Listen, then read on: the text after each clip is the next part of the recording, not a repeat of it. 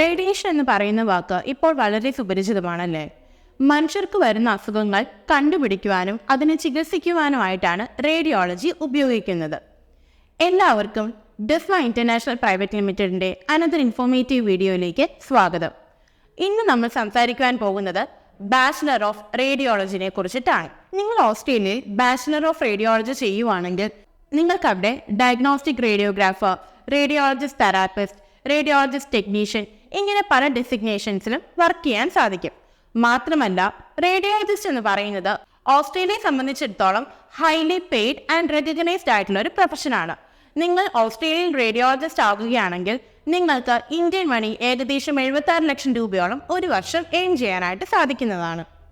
ഇനി ആർക്കാണ് bachelor of radiology ഓസ്ട്രേലിയയിൽ ചെയ്യാൻ സാധിക്കുന്നത് നോക്കാം. നിങ്ങൾ +1+2 സയൻസ് ബാക്ക്ഗ്രൗണ്ടിൽ പാസ്സായവരാണെങ്കിൽ തീർച്ചയായും നിങ്ങൾക്ക് ഈ കോഴ്സ് പഠിക്കുവാൻ സാധിക്കുന്നതാണ്.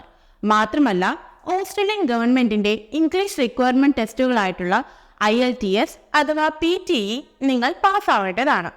IELTS ആണ് നിങ്ങൾ ചൂസ് ചെയ്യുന്നതെങ്കിൽ ഇൻഡിവിജ്വൽ കാറ്റഗറി സ്കോർ 7ഉം PT ആണ് നിങ്ങൾ ചൂസ് ചെയ്യുന്നതെങ്കിൽ ഇൻഡിവിജ്വൽ കാറ്റഗറി സ്കോർ 67ഉം ആണ് നിങ്ങൾ നേടേണ്ടത്.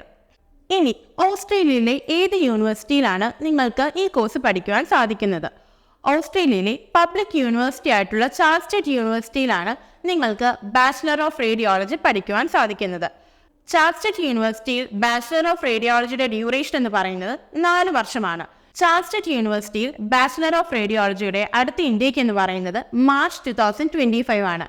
നിങ്ങൾക്ക് ബാച്ചിലർ ഓഫ് റേഡിയോളജി ഓസ്ട്രേലിയയിൽ പഠിക്കാൻ താല്പര്യമുണ്ടെങ്കിൽ തീർച്ചയായും ഡിസ്മ ഇന്റർനാഷണലിന്റെ സ്ക്രീനിൽ കാണുന്ന നമ്പറിൽ വാട്സാപ്പ് ചെയ്യാവുന്നതാണ്. അടുത്തൊരു ഇൻഫോർമേറ്റീവ് വീഡിയോ ആയി വരുന്നതുവരെ ഗുഡ് ബൈ.